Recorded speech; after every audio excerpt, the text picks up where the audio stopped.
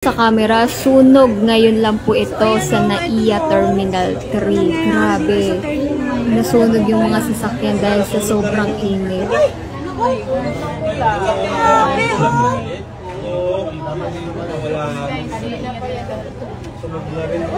Naku, makaano na rin yun. No!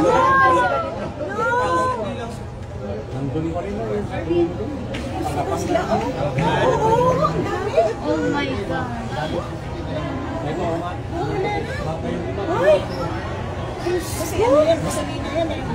Ayan, dumating na yung mga bumbero. Buti na lang dumating na yung mga bumbero, guys, para wala nang ibang madamay ng sasakyan. Kawawa naman yung mga may-ari ng sasakyan. Buto pa yung crossfit, tagapan, no?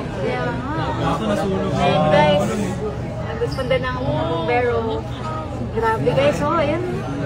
Down, guys. Ayan, oh. Guys, oh, grabe. Dalawa pala ang bumbero dito, oh. Grabe, guys, oh. Wala na.